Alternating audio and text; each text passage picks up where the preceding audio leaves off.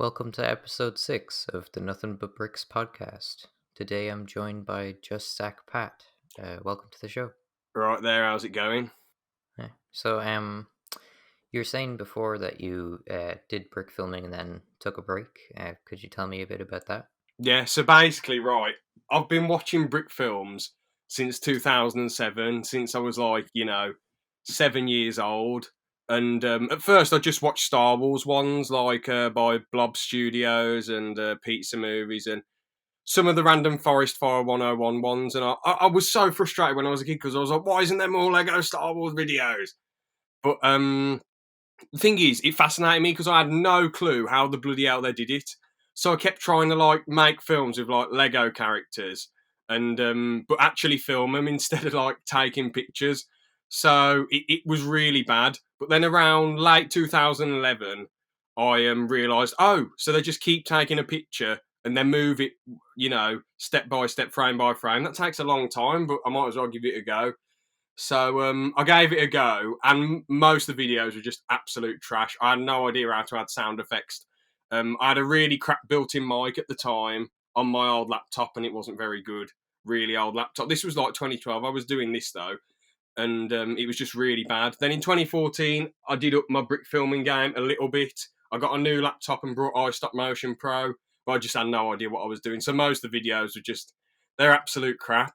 But then I had to get rid of them in the end because I'm not going to say I would have got rid of them anyway on this eventually. But what happened was I made a load of jokes about this person, about their physical disabilities. They can walk, they can talk, they've got no mental problems, but it's a physical disability inside their body, which was a shame. But at the time I was only 14 and I just took the mick out of it loads, which on the Lego stop motion videos, which I shouldn't have done.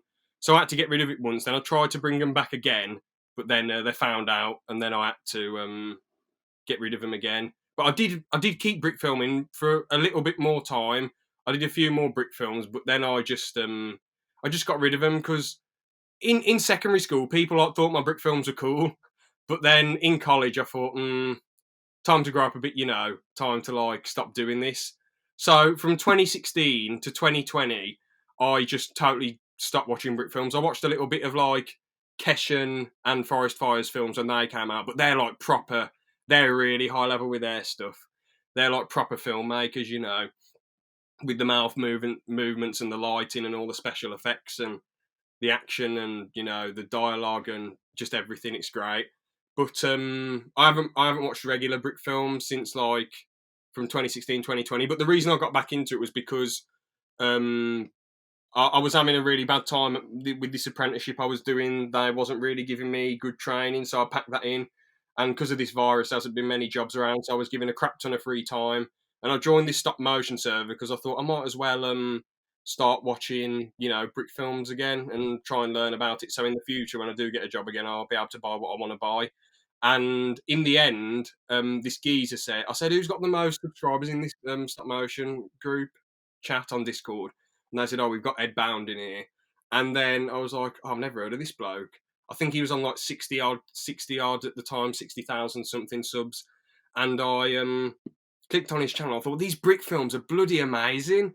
There's a movement in every single word. The characters are always moving. There's so much life in these brick films, man. It's absolutely amazing. And the consistency, he brings them out every week, So I was thinking to myself, man, I really want to get back into this now. Bloody hell. And I started watching loads of people.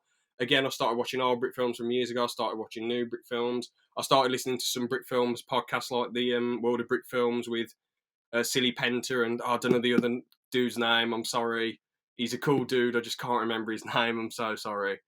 LOTW Studios, I think. And obviously I've watched your podcast as well. Well, listened to your podcast a bit as well. And I was going to listen to the Four Monkeys podcast, but I just haven't got around to it. So, yeah, I've just been getting obsessed with brick films again. And, it's been pretty cool. Cool. Yeah. So, are you starting to make your own ones now? To be honest, I don't want to do it yet because I'm not in work yet. So I've got a bit of money behind me, a little bit, but if I'm out of work, I don't really want to be spending it on stuff at the moment. And I need a better desk and some better lighting, to be honest. At the moment, my laptop's on this big hard drawer, and I could try and film some stuff on there, but the problem is there's nowhere I can put the desk lamps. And before I had this thing that I could pull out and put my laptop on, so it was really easy. But I don't have anything because I'm doing it on a load of drawers. Well, I'm not doing any brick films on a load of drawers, but before I had this desk where I pulled it out and I've made the brick films that way. But now there's literally, it's really hard for there to be any space. So as soon as I'm in work, I move the drawers around, put these big drawers on top of other big drawers that I have, like pull out drawers. And then as soon as I get some more money behind me, I'll probably, because my plan at first is to use the my family's like iPad. Well, basically my sister's iPad. She's been kind enough to let me use it. She said, "Yeah, when you're ready, you can use it." And to brick film on there, what I'll do, I'll get a tripod, get the lighting, make the brick films on there. Probably do some that are like 1 to 2 minutes long, and just for a laugh, really, just see how I do. I've got Final Cut now. I've got good software now to record it on. So, and the built-in mic on here is quite good, but I want to try and get my Blue Yeti mic fixed because that isn't working properly. It could be to do with a cable, I don't know, or something. But yeah, that's my game plan. So hopefully, I'll probably try and make some like satirical ones at first. Like nothing too offensive, nothing really offensive, just like joking ones, you know, just silliness and daftness. Really, I'll try and have good sound effects and good copyright-free music in there. I'll mostly just be making it about like Lego City Lego people. I might do some Star Wars ones eventually, but it'll mostly be about Lego City people. I try to leave out the swearing because I guess a lot of young people might be watching and, you know, their parents won't appreciate if they're influenced by the swearing. I might have some with swearing in, I'll see how I feel really. But like the really successful ones like Michael Hickox, he doesn't have any swearing in his. And I love how he's, with his visual humour, you know, there's a lot of visuals in that. There, like before, there wasn't even any dialogue in his videos for ages, it felt like, and he pulled off some great visual humour with just Legos. So that's really smart, you know. But yeah, that's my game plan really, you know. But taking a break from brick filming and then coming back to it makes it even more exciting the second time. Yeah, 100%, man. That's so true. Because like the first time round when I was doing it, at first it was just really crap, rubbish videos. Then obviously after that it was like semi decent videos at a push. That's me being nice to myself. But this time around, I really do want to make good stuff. I want to try and keep the light flickering down as much as possible. I'm going to try and get some good curtains so I can stop the light coming in because that was a big weakness with old brick films that I did. FYI, I don't really want to reveal about my old brick films. I'll send you them privately if you want, but I don't want to tell people because they're just embarrassing and crap.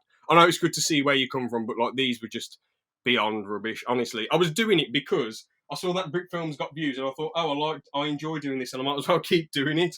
Like there was no set pieces. I made one called Lego Rocket League, and I just did it for views. There was no set pieces or anything, and it just got quite a few dislikes. It was a funny video. I had some cars driving around and people getting angry at each other who were playing the game, but it wasn't anything good.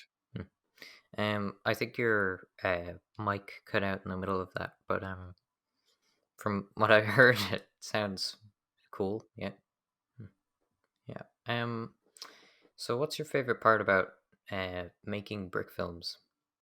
Just the freedom of it, really. You're fully in control.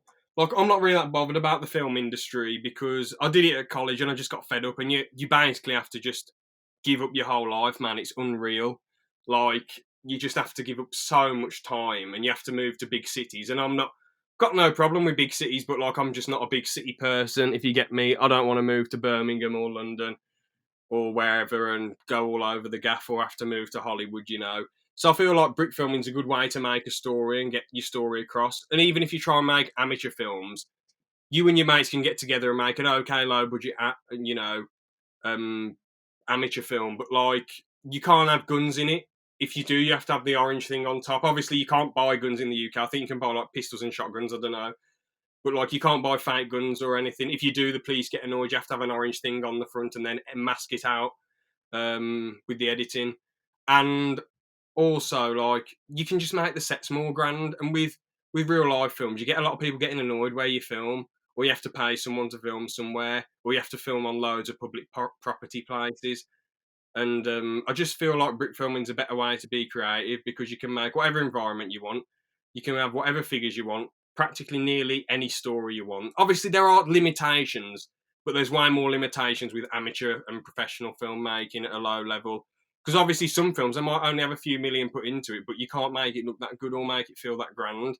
But like Brickfilms, you could bloody try and do it on a shoestring budget and make it feel fairly grand. If you can build an okay set and get an okay story going and whatever, and edit it okay with the app, stop motion app, and everything, I think you sat back laughing. Really, you just have to have a really smart story. Because on the one with Zach MG, well, My Game Studios, he was saying how a lot of people focus too much on what software they're getting. There, like, oh, I've got this camera, I've got the best editing software in the world, I've got all the best professional lighting. Now what do I do? And they've got no idea story wise, and they've got no idea, editing and cinematography wise. They've just got all the best equipment. The most important thing, in my opinion, though, is the story, because there are some Brick films which are made really, really well. Don't get me wrong, but like some of the classics that Blob Studios done are just, I don't know. There's something about it. They're just really rewatchable. Like Wasted Wookiees and the Christmas specials and some of the shorts he's done and the new guy. They're just really rewatchable, and they just have a certain charm to it. Yeah, the story can really make or break it. The Brickfilms, yeah.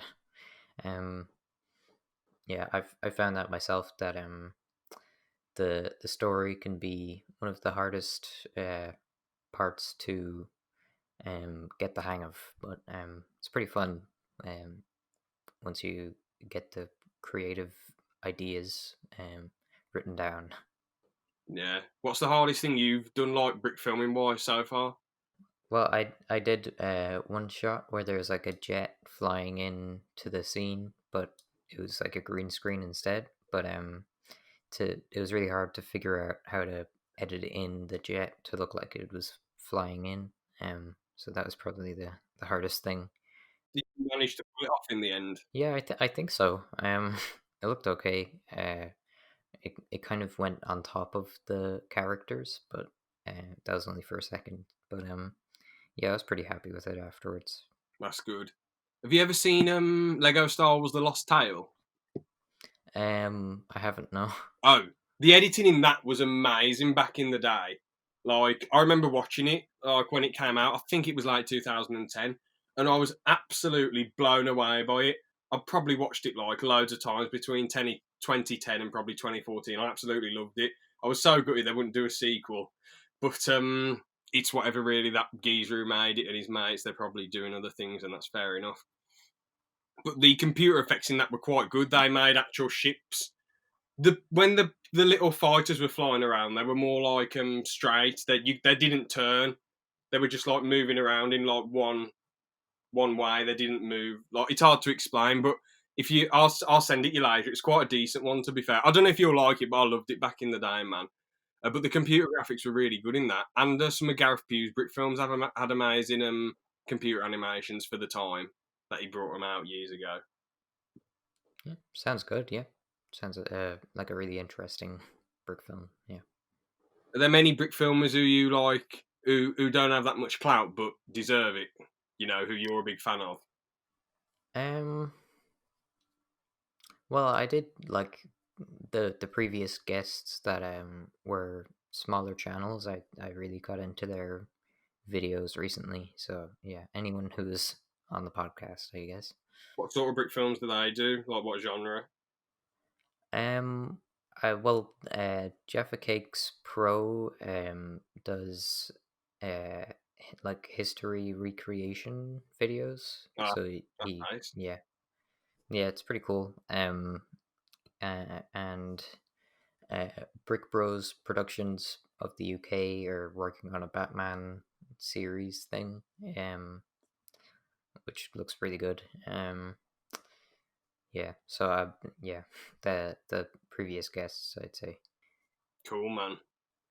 What do you out of interest? Sorry to keep asking you questions, bro, because it's your podcast. You should be asking me. But like, I just out of interest, what do you prefer? Like brick films that have taken forever to make, but they're memorable and like they'll stand in time for ages, or like brick films that come out really, really quick, but they're not as memorable. What do you prefer? I definitely prefer the ones that make an impact on, yeah, that make me remember them for a while. Yeah, because like that extra effort is really worth it in the end if loads of people see it. So 100%, man. I mean, it does leave the fans a bit bored, but I agree with you, to be fair, because like Forest Fire's most recent, not the one where Batman's fighting Ra's al Ghul, the really long one that came out in 4 parts and a full part. That took ages, but that has so much life in it. It feels like the biggest brick film ever because they're like the environments are humongous, and obviously it's the computer animation in it is used really well as well. So those sort of things are cool. Obviously, Keshin's videos feel massive as well, as I say. But there are some good people who bring out videos, loads like Headbound. But as much as he's a legend and a really cool guy, it is better to try and like stamp put a stamp in history. Well, not history, but like in the brick filming community, rather than pump out loads of stuff. But the stuff he pumps out is amazing. So he's probably the only person, as I say, who's pumped out loads of stuff, who's done really, really amazing with it, and it's been really good quality every week. A lot of hard work. Yeah, like if you can keep the quality consistent like he does, then the weekly like videos would also be very good. Yeah. Um, yeah, I totally agree with you there. Yeah. So what's the hardest part in your opinion about brick filming? Probably the building the sets for me because I couldn't grasp it. I'd like I'm good at obviously I can build a set with instructions and all that, but like when I try and think, all right, how am I going to build this set? Like this set that I'm coming up with in my head, it's really hard. I suppose when I get back into it, I'll just try and build loads of like a wall that's just the same color or something like a big white wall or like maybe a. So it depends what environment. If it's a big business building, like a white or a black wall. If it's a house, like maybe a light brown wall. Um, just stuff like that. Really, just try and suit the environments. Because for my brick films that I'll hopefully eventually do, that I've got ideas of, I know exactly what I want for the sets. The set pieces. It isn't like hard to imagine or anything. And they'll just be short videos, and they'll be hopefully half decent and make people laugh a bit. You know. So, but the hardest bit, in my opinion, is probably the sets. I guess planning it is quite hard, as with the story and all that, as we said earlier. Coming up with a good story is really hard because they're just Legos, you know. But certain things, like have you seen that Lego Mace Windu Returns? I haven't no. It's really good, man. Like it's one of those films. They've somehow, it's probably the best Lego film that I've taken really serious because it's hard to take Legos serious because they're just Legos. Like brick filming is usually good for like an action sequence or like a comedy, But like when you've got Legos talking to each other and trying to have serious conversations, it's really hard. But the Lego Mace Windu Returns video, the lighting really helps. The Because it's mostly set in the dark. The voice acting's really good, and the editing's pretty solid as well. All those little different things, and the way the characters say things as well. All those little different things make it serious. So I suppose another hard thing would be like trying to make a serious story out of Legos. That's quite hard. But all of mine will probably be comedic, apart from a few in the really long future that I've got planned. But I don't know if I'll do them. Just baby steps, small steps at a time. That's my plan. Hmm. Yeah. Um, yeah, I really like the brick films that where people go for more realism. Um, yeah. They're really cool. Yeah. Yeah. What got you into brick filming? But I'll just say I don't know, like just seeing all these Lego videos and being so blown away by how good they were made, and because when I was a kid, I didn't realize like how they were done. So to find out how they were done and like how to make stop motions, that's probably what got me into them. And also, it's like you feel creatively satisfied when you do it, because let's be real, a lot of these vloggers, like, do you know Morgs and I don't know, who else is a weird vlogger? Mr. Beast. I don't know. Do you know these guys though? Just like spam out clickbait videos or vlogs or like these weird family channels. Like I'm not. I know they get loads of money and they get loads of clout and they have loads of fans. But in 100 years' time, people will look back and think, "What the bloody hell was this rubbish? What were they doing? Why were people watching this crap?" That's what people will be thinking. But when they see like a Forest Fires videos, Keshin's videos, Fancy Pantsies videos, Brotherhood Workshop, Mind Game Studios, Edbound, a lot of those guys, they'll look at them and think, bloody hell, these guys are amazing, man. These guys are absolutely class. This must have taken so much effort. Fair play to them, you know. Yeah, yeah, definitely. Yeah, yeah, I definitely prefer to watch videos that I know people put a lot of effort and time into, and they're very passionate about. Yeah, exactly. I mean, if these lunatic vloggers were like really passionate and they put a ton of effort into the vlogs, then I wouldn't be particularly bothered. But like, they're not really putting that much effort in at all. It's just them, and they're probably paying someone else to edit it, which is even more annoying, to be honest. So, yeah, it's kind of gutting though, because when I watched Brick Filming years ago, it seemed like every channel was on the up and up. But then it just seemed to go down. Like when I recently watched Brick Films again in probably around March, April 2020, and really started getting back into them. Um, it felt like that a lot of people just lost interest because people like Forest Fire 101, you'd think he'd have way more clout by now. He deserves so much more attention and views. And but you've got this geezer. Have you ever seen FK Films? Um, Um, oh, sorry. I was just going to say this geezer called FK Films. I think he's got like 1.7 million subs. I'm just going to check quickly. Now, I'm not slagging him off. His brick films are more for kids, so YouTube are going to promote them. Like they're more family friendly, and kids and adults can watch them or whatever. But no, 1.6 million. But I don't know. I watched this one about Batman versus the virus, like coronavirus going shopping, and I watched a bit of it, and there was some decent comedy in there. But a lot of the shots were really like the animation was good, but the shots were really static. Again, I don't want to slag anyone off. I'm sure he's a nice bloke. He's trying to do what he's passionate about, but like a lot of his shots are really static. And to put it to the point I'm trying to get across is that his stuff is good, but it's nowhere near as amazing as Forrest and Keshan.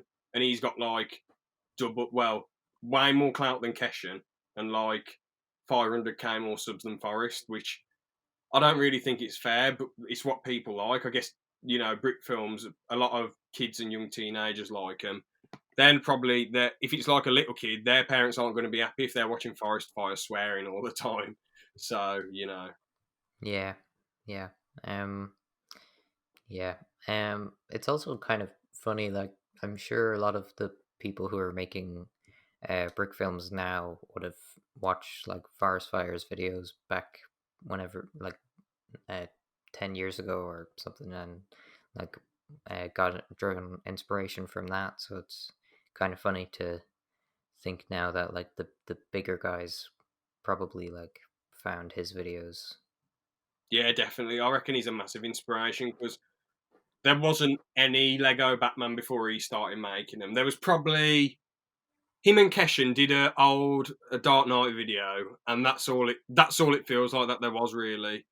It felt like there wasn't really any other Lego Batman videos. But then Forrest made the massive Lego Batman series with like different episodes about different villains and with some shorts about short situations and certain situations. And even though they're nowhere near as good as his newer stuff, like ever since that Harry Potter video, can't remember if it was the trailer or the magic one where they blow up a midget or whatever.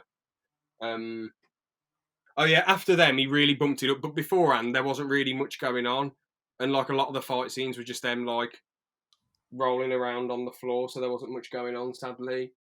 But do you get what I mean? Like there wasn't as much action going on, you know, there wasn't as much movement and life, but the stories were still good and funny, so he still deserved clout off of them. But then he just upped his game by a million. And obviously he brought on the trend of other Batman videos because then you got like 77 Lego Creator. I don't know if you've heard of him. He made a load of Lego Batman videos. Aubrey Studios has made loads of Lego Batman videos, and I really can't think of anyone else. But I'm sure people do a few little ones here and there. Um, what's his name? Spastic Chihuahua. He's done a few, and who else, man? Just there's people like Fancy Pants has done one, I think, so people do them sometimes, but I feel like he's inspired loads of people to just really and I think he's up Lego Batman. He's really got people interested in buying Lego Batman because if it wasn't for him, I don't think they would have sold as well. Yeah, like the thing you're saying about Forest Fire characters, like his characters rolling around on the floor, and from going from that to like the crazy fight scenes, and really improving is like my favorite part of brick filming is just like constantly trying to improve the quality of the videos that you make. Yeah, exactly, man. Just constantly upping yourself, and really, really pushing yourself to be better and better and better, and just keep trying to break the glass ceiling, and just keep trying to make your stuff better. Because I think it's always good to strive to improve. Obviously, you can't make massive, massive, massive leaps. I know Forest Fire did, but usually it just has to be really, really gradual. Because, like, if you look at like Keshan's and Mind Game Studios, though, I know a few of Keshan's brick films weren't the best, like in 2007, but Mind Game Studios, man, his brick films were insane for the day. I don't think he's ever all of his was so smooth and like edited well, and the lighting was usually really amazing. I don't think he's ever done a really bad one, but obviously even Forrest and Keshan have done weird brick films, but like he's always seemed to make amazing films. But again, he doesn't upload that much.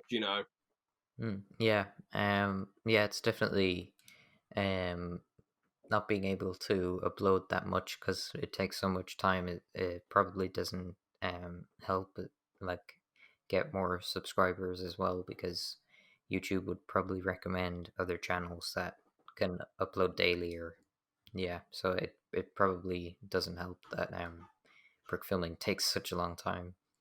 Yeah, just like channels that are pumping loads and loads of stuff out constantly, they usually get the clout, sadly, which is a shame. Mind Game Studios Cleaners video was absolutely amazing, man. You've seen that, haven't you? Yeah, yeah, it's really good. It was honestly just beautiful filmmaking. I was so gutted when it ended. I was like, man, I want this to go on forever. I want to find out about these two, like, mercenaries, like gangster hitmen stories. I want to know more. And how he was able to film in such a small like place, with the flats and still make all the movements really well. And I feel like what makes it take longer, but it does look amazing, is when they film it on flat pieces instead of what are they called, the studs. Yeah, yeah, it definitely adds to it more. Yeah. Makes it feel more realistic, but obviously it takes longer and they have to edit all the clay out and everything. But it makes it seem so amazing, man. It's so class because I've tried to show some of my friends recently like brick films, and some of them like Ed Bound stuff, and some of them think forest stuff is amazing. But one of my mates who's like a really stingy film buff, he's like, "Oh, it's all right. It's an all right film. That Can you?" I burst into laughter when he said it's all right. I'm thinking, bro, it's amazing. Look at all the different stuff that's going on. He said, "Oh, it's all right. It's just Marvel fan rubbish. It's just Marvel. It's just people, edgy meme lords, loving it." And I was like, bro, there's so much more to it than that. But I showed him the cleaners one, and he thought that was absolutely epic. But I suppose he prefers serious stories rather than just because I'd sent him quite a few, and he was like, "I'm fed up with bloody Batman, Lego Batman. Why can't they do anything different?" You know. So I totally disagree with his opinion, by the way. But I'm just saying how good the cleaners one was. He was like blown away by it, and he's quite stingy with this stuff. So Yeah, it's really cool. Yeah, it goes back to what we were saying earlier about how like a good story can really make or break a brick film. yeah, because like you can have the best animation in the world, but if it's just a character rolling about or going bleh or like going bleh or whatever, just making stupid noises, people will be like, "Oh, it's smooth, the lighting's great, the editing's okay, the sound effects are good, but where's the story? Why do I have to care about what's going on?" I feel like you need to give a reason for things to happen, like like there's a lot of action sequences. I know sometimes the action happens out of nowhere, but like take Ed Bound's grocery shopping for example. You've seen that one, haven't you? Yeah, That one is so funny, man. That was when Mr. Krabs trying to sell the toilet roll for $2 million. That's just hilarious. But they're fighting for a reason. They don't just start throwing down straight away.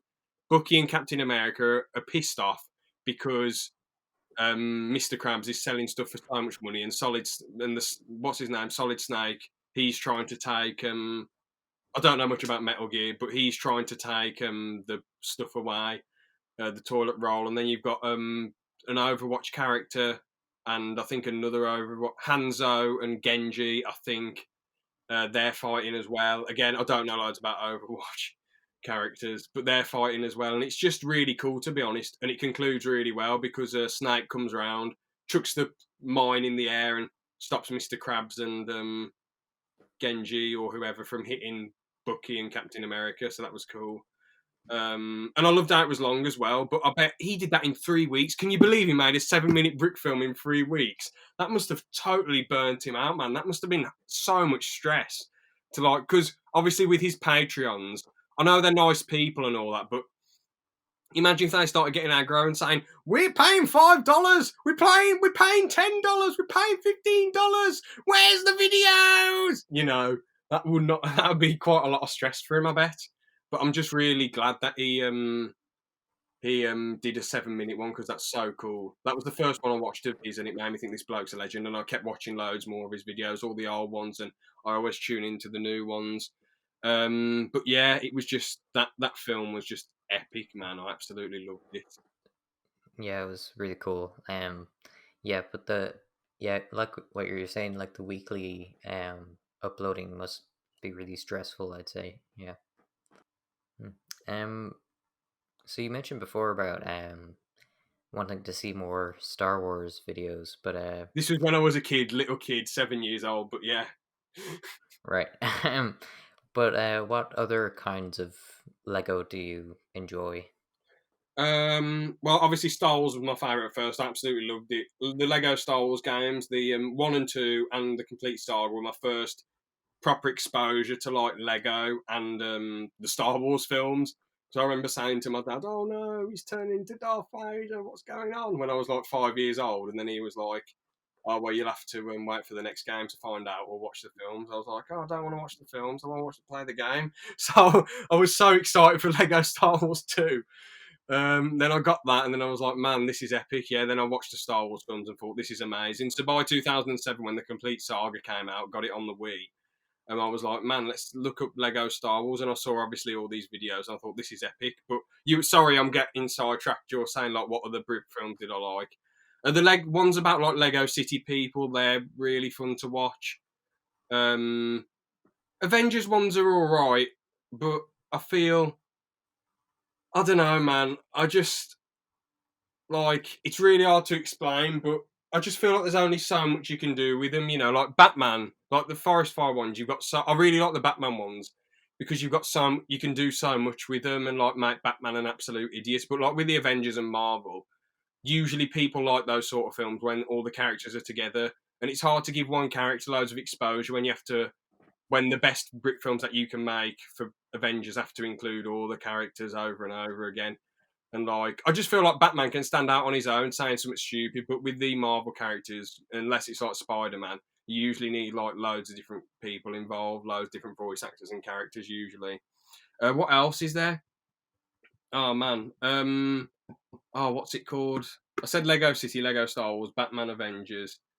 I can't really think of many others. I mean, I used to like the Lego SpongeBob videos by Hack17 when I was a kid, but I'm not even going to go back and watch them because I think I watched them in like around about 2014. I got fed up with them. I was like, as much as I'm sure Hack17's an okay bloke, and I don't like slating people, especially the brick filming community, because they're a lot of them are quite sound. You don't really get big egos or people who are totally up themselves in the brick filming community. So I don't really like slating people. But have you ever seen Hack17's videos? No, I haven't. Oh, they're not the best really. It's like I think he did them from 2008 to 2014, and he's just sort of just kept everything the same. The movements were really like slow and like he'd take one photo then another. I don't know how to explain it, but you'd have to watch them. Like the movements are really clunky and not the best, and the editing's not the best. I suppose there's some sound effects, and he did his best, but he got quite a bit of clout because obviously not many people were making SpongeBob Lego videos, so he did quite well with that. But yeah, that I don't really. I'm not a big fan of Lego SpongeBob anymore. It would have been cool if people did some Lego Avatar stop motion because I know they only made 2 sets, but it would have been nice to have like Aang fighting Zuko in Lego. That would have been quite cool. Yeah, and going back to what you were saying with Batman and the Avengers and stuff.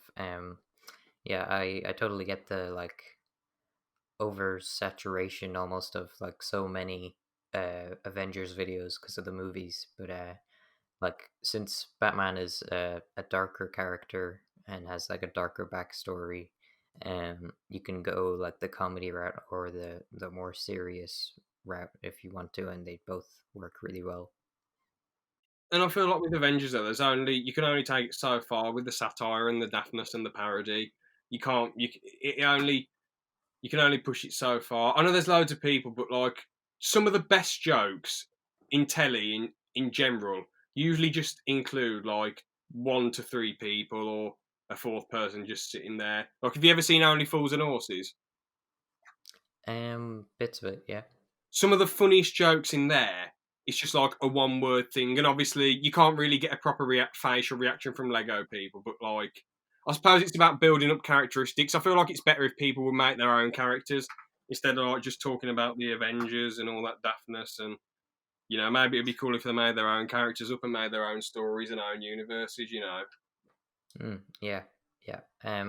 Yeah, I totally agree. Like, I made a Marvel video recently, and I I think I'm gonna start making ones with like my own characters that I come up with, because it was like stressful to try and stick to the source material Yeah, stuff. man.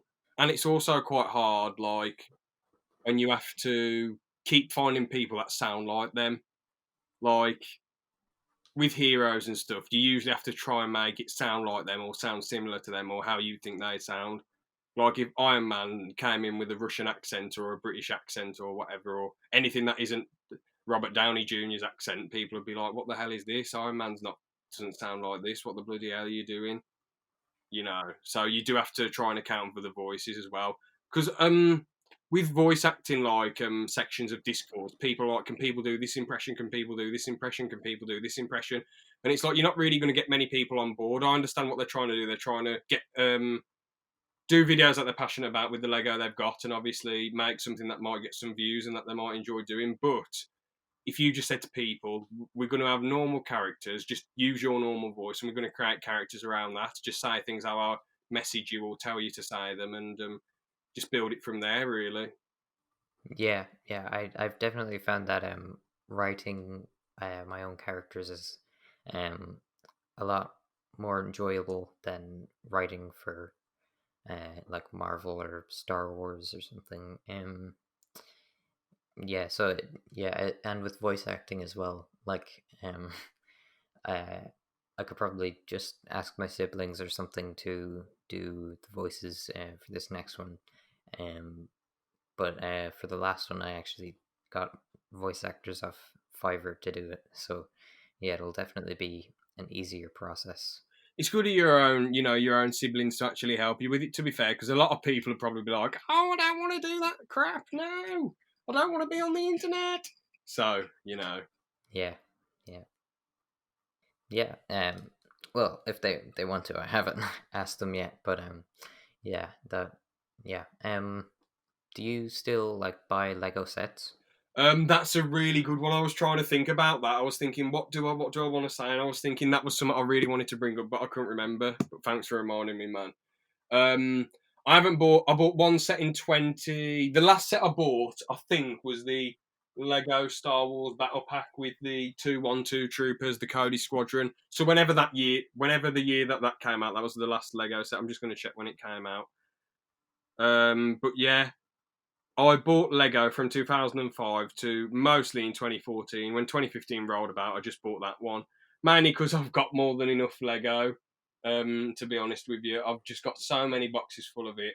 I've sold when I was younger. I didn't want to sell anything, but now I do want to try and sell quite a few figures that I won't need for the Brickfilms. But and I have got a few that cost loads of money. The problem is though that thing is when you're young and obviously when your parents get you stuff. My parents didn't think like, oh, let's get him the Cloud City set or get him the because obviously I was like 3 when that came out, or like the sets in 1999 when I wasn't even born. Oh yeah, let's get him that, because they're worth a crap ton. Um, but they weren't thinking about that, which is fair enough. They just got the little sets and the nice sets and a few big sets here and there. But as I got older, I bought some bigger sets, and they're worth. Some of them are worth quite a bit. I mean, the Wolfpack Troopers from the one set are worth like I think one's worth 30, and the captain from that set is worth like 45 quid or something ridiculous.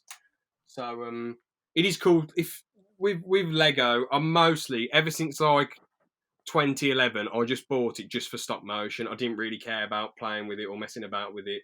I just bought it for stop motion. That's all I cared about, really. I was just gonna, I was just gonna say quickly what I just thought though. Um, a lot of like Lego sets. It is nice if you're a collector. I'm not judging anyone for collecting them just for a collectible or to play with. You can live your life how you want to, as long as you're not, as long as you got the space and you're not going OTT. As long as you wouldn't, you wouldn't pick up your Lego if your house was, say, if your house was burning down in the middle of the night. As long as you can run out the house, I don't know, maybe try and help your family. Get up, everyone, get up. Pick your phone up, maybe if you want. Maybe something really important, just one little thing, really important thing. Then leg it out the house with your family. If you're trying to pick up pieces of Lego while you're building, while your house is burning down, then the collecting is a big problem in my opinion. But if you just have it there just for fun or you like collecting, then great, fair play to you. Yeah, yeah, yeah. I had a question, but I forgot about it. Oh, what's your favorite genre of brick films? It is a, oh man, it's so close between Star Wars and obviously Forest Fire's Lego Batman series, and I'll probably go for the Lego City at number one actually because that you can just do so much with it. Like it's just really good for satire and parody and just general fun. You can be creative because these characters don't have personalities. These aren't established characters from big franchises. These are just Lego figures that you can make and do whatever you want with. So they're my favourite because of the creativity factor. And number two is probably Star Wars, just because Star Wars is such a big universe. Like Batman and hero stuff, you can't really, like with Star Wars, people can make a film about like someone did a film about rogue clones who disobeyed Order 66. People have made films about Mace Windu coming back.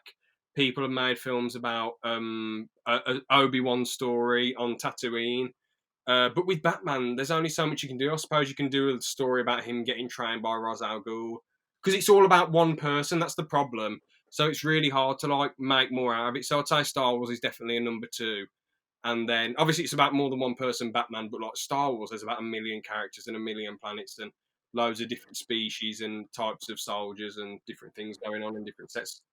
But yeah, then number three is probably Batman because of the dark comedic, like the dark past of Batman, and as you said, you can make comedy or really serious out of it, serious stuff out of it. And then number three would probably be Avengers, and then everything else is either okay or meh. I'm not really fussed. Do you prefer comedy or more serious type videos? The thing is, with brick films and all that Lego videos, it feels like it's more in a way it's more satisfying to see serious videos, but you love comedy. But I'm gonna be real now. I've rarely laughed at Lego videos. I've laughed at some of like Forest Fire 101 when I was younger because I've laughed at some of the more recent stuff a little bit, but it's more been like a chuckle or a little like grin or whatever, or a small like you know. Um, it hasn't. I haven't really been sat back laughing my arse off so much. But at the end of the day, people do their best with comedy. It's quite hard. Like as I said at the start of the podcast with Michael Hickox, some of his visual comedy does make me laugh a little bit. But I'll tell you the one time when I burst into absolute laughter. Um, do you know? You've seen Far From Home to like Lego Far From Home to Edbound. You've seen it, haven't you? Yeah, You know the bit when Mysterio's in the hospital, and then the Lego with the massive, massive smile walks up to him and just shakes his head. That killed me, man.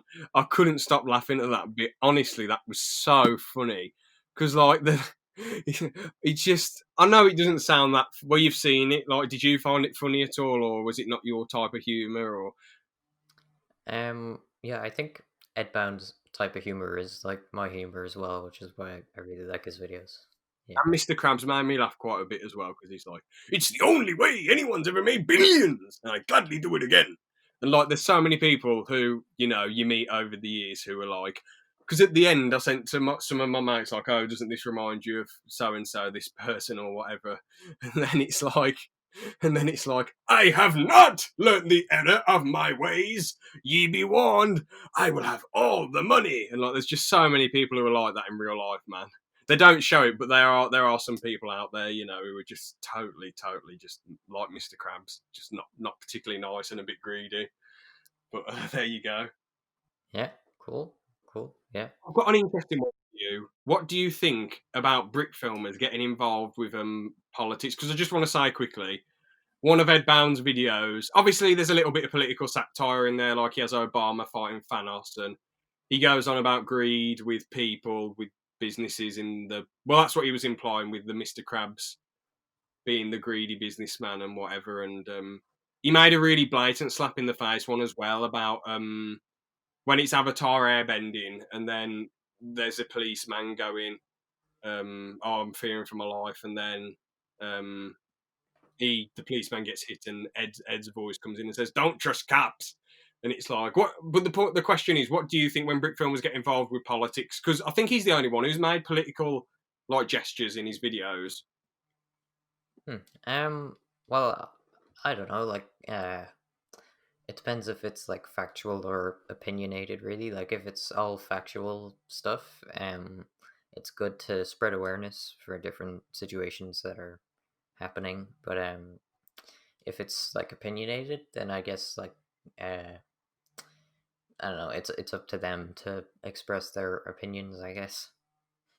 Yeah, I mean, obviously, you know, I don't want to get too political or anything, but I found it quite funny, and I know I'm friends with policemen. You know, I'm friends with a few policemen. My first Thai boxing trainer was a policeman. A good friend of mine is joining the police, and you know, I like the police. They're here to serve and protect. And I found that funny because it was out of nowhere. It doesn't bother me. Ed Bound can say his opinion. Opinions be opinions, you know. I get where he's coming from because some cops are bad, but I disagree with don't never trust all cops. But like at the end of the day, it's his opinion in it, you know. I don't mind personally when brick filmers get involved as long as they're not extreme with it and just an absolute and constantly going on about it all the time. You know, personally on my podcast, I rarely bring up politics ever. Some of the guests say political things. Some people have said some tiny right wing stuff, and some people have said tiny left wing stuff, and I'm like, can you stop? But at the end of the day, it doesn't bother me too much. As long as people aren't arse with it, you know, that's my that's the way I see it. Um, yeah, totally. Yeah, but you mentioned there your podcast. Could you talk a bit about that?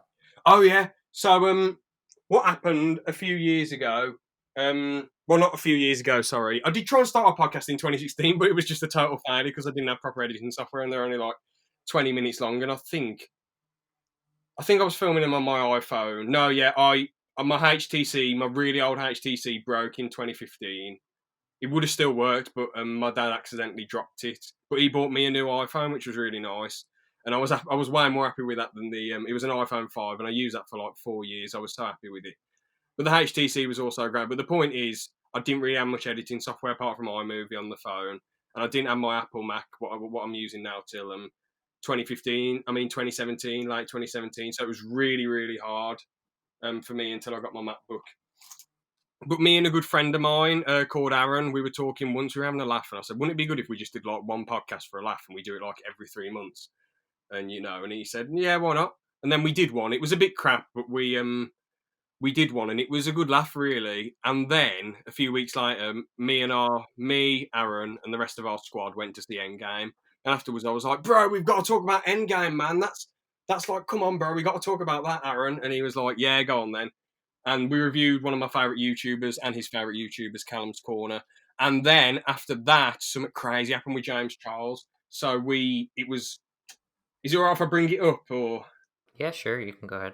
Basically, it was just loads of accusations like about a year ago, and he was like doing a load of dodgy stuff. Actually, I won't bring up specifics, but he was doing a load of dodgy stuff. And because the idea of the podcast at first, Aaron would give me news and I'd react to it, and I got a bit angry at James Charles for some of the bad things that he did. Again, I've got no problem with who he is and what he's interested in.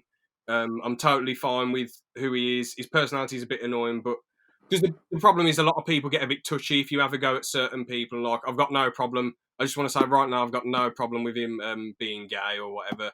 trust, do what you want, whatever you're interested in, go for it. I'm not bothered. Fair play to you, do what you want.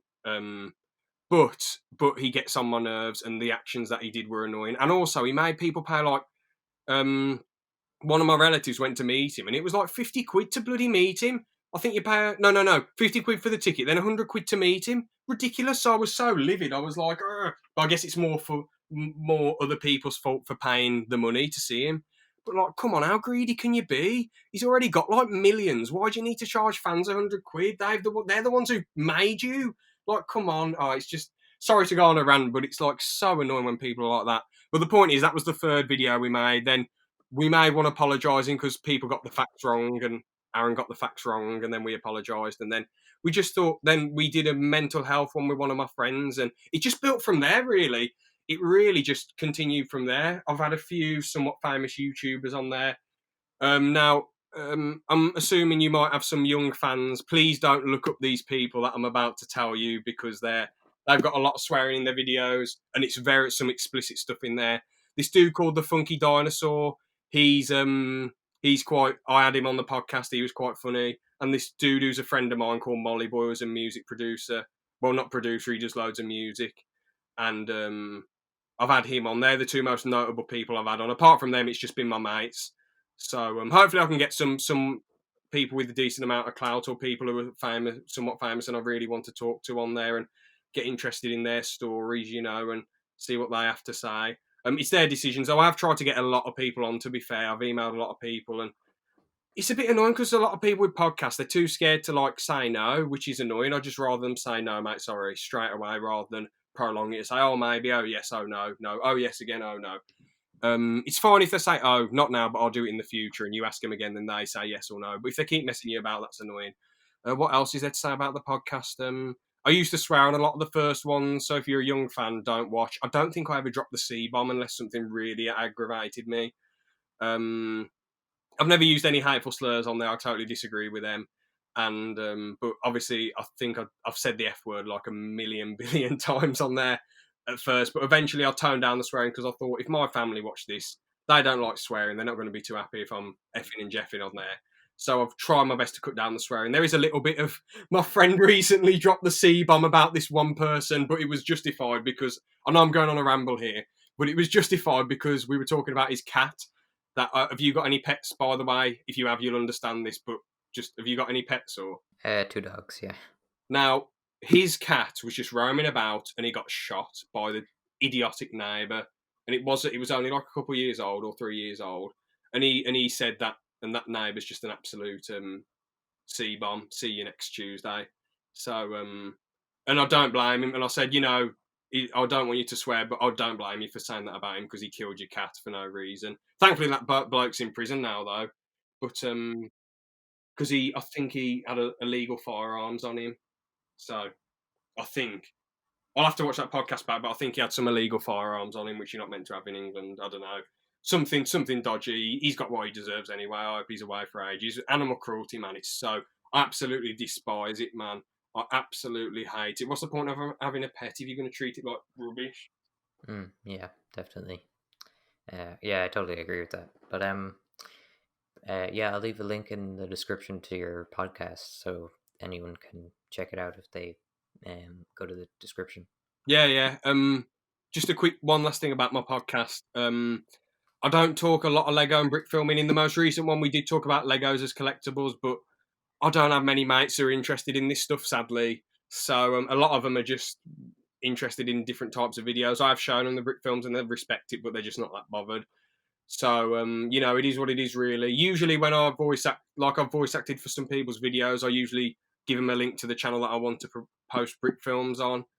But as this is a podcast, I want to link my podcast channel because there's people who are listening to this probably are fans of brick films and podcasts. So go check it out, ALP podcast. There's other videos on there like UFC predictions and stuff like that. So and my mate Aaron he does some videos on there about YouTube stuff. So go check it out, please. And yeah, if you want.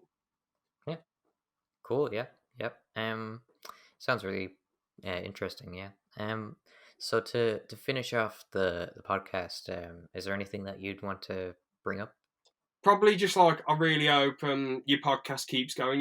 Because I know Brickfilms aren't as big as they used to be, but like with more people doing videos about them, whether it's videos studying them or analysing them or podcasts about Brickfilms or what have you, it's only going to give it more clout and more attention.